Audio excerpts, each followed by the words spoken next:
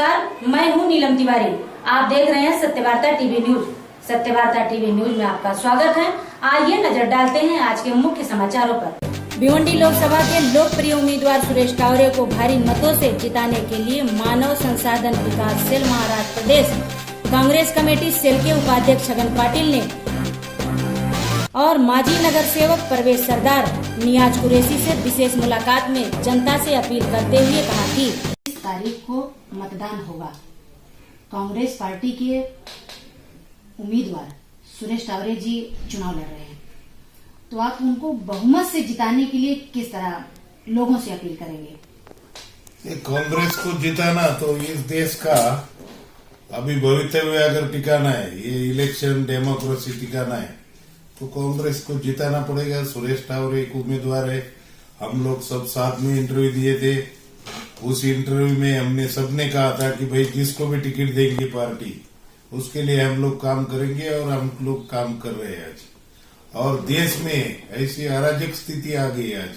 हम लोग तो बिजनेस करते हैं, लेकिन आज प्रॉपर्टी में देखो 6,84,000 करोड़ का टाइम्स ऑफ इंडिया का सर्वे कि 6,84,000 करोड़ का इंफ्रास्ट्रक्चर रेडी पड़ा है, जिसमें फ्लैट्स है, गोडाउन है और दुकानें हैं कि जो बिक नहीं रहे।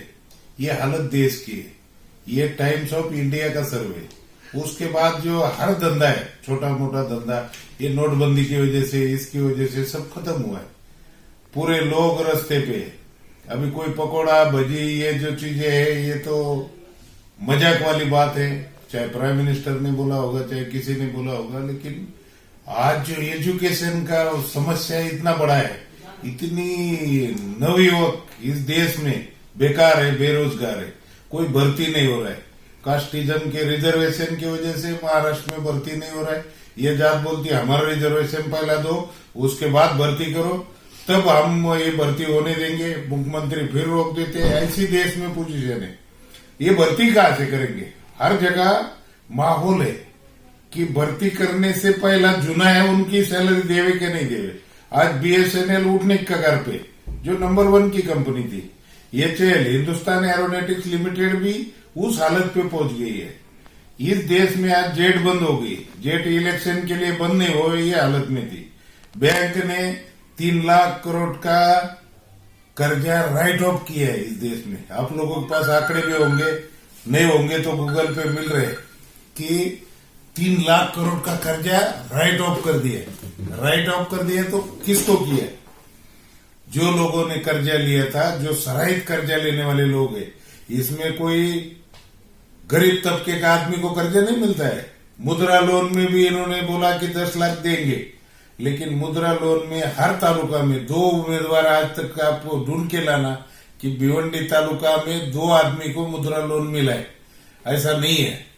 जो भी बैंक पूछती है भाई तुम्हारा ये क्या है, कोलेट्रल क्या है इसके सामने रखोगे, वो उन्होंने बोला था कि भाई कोलेट्रल नहीं रखेंगे, लेकिन वो भी नहीं मिला। इसलिए बेकारी की इतनी बड़ी समस्या है। इसलिए पूरे देश में तामझाम से जो मोदी का सरकार फेल हुआ है, हर मोर्चे पे फेल हुआ है। बिजनेस टिकाने के लिए ये धंधा बढ़ावे तो आप और हम मिलते रहेंगे। अगर ये धंधा ही नहीं रहेगा, ना आप रहेंगे ना हम रहेंगे। इसके ऊपर ही खेती चलता है, खेती के ऊपर ही गोडाउन चलते हैं, गोडाउन के ऊपर अगर भिवंडी चली तो आजू बाजू के 4-5 तालुके को इसका फायदा होता है।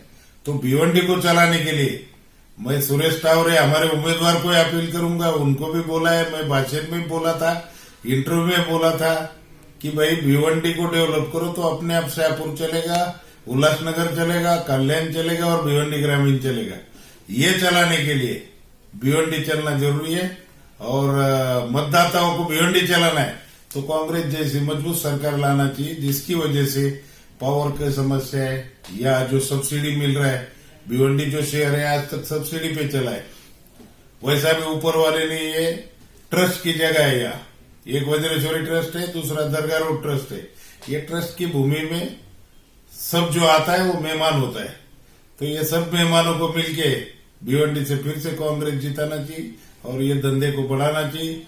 इसीलिए हर नागरिक को मैं अपील करता हूँ, हर मतदाता को, कि भिवंडी में कांग्रेस को वोट देना चाहिए। नगर सेवक हैं सुरेश टावरे को जिताने के लिए आप किस तरह मेहनत करेंगे और जनता को किस तरह अपने तरफ खिंचाव करेंगे? जिस दिन से चुनाव का ऐलान हुआ है उसी दिन से हम लोग अपना काम धंधा छोड़ के लग गए हैं कि किसी भी हिसाब से टावरे साहब नहीं, कांग्रेस किसी भी हाल से, टावरे साहब ही नहीं, कांग्रेस किसी भी हाल से निकलना चाहिए और किसी भी हाल में कांग्रेस किसी निकलना चाहिए। इसलिए कि मेरे हिसाब से इस वक्त जो सरकार यहाँ पे चल रही है, खासतौर से दिल्ली में जो सरकार चल रही है, वो हमारी चुनी हुई सरकार नहीं है बल्कि वो आतंकवादियों की सरकार है। और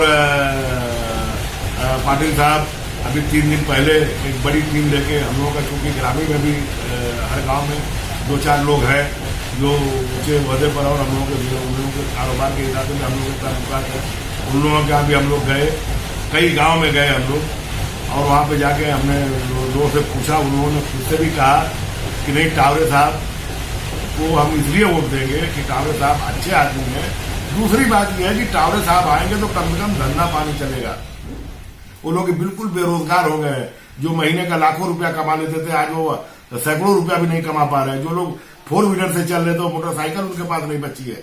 जो लोग मोटरसाइकिल से चल रहे थे उनको भी वो लोन से लिए तो वो भी लोन वाला लेके चला गया है।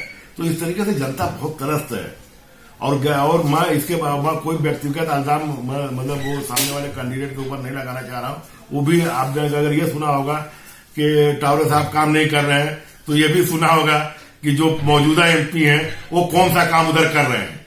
मैं ग्राम मतलब गोडाउनों के एरिया में क्या काम कर रहे हैं ये भी आपने सुना होगा। तो सब मिला के टावरे साहब ठीक ठाक हैं, अच्छे हैं और सरकार भी बन रही है। ऐसी उम्मीद है लोगों को, सरकार बनेगी, काम हो गए। आप सुरेश टावरे को किस तरह, कांग्रेस पार्टी के उम्मीदवार सुरेश टावरे को किस तरह जिताने की प्रयास कर रहे हैं और जनता को क्या आह्वान करेंगे?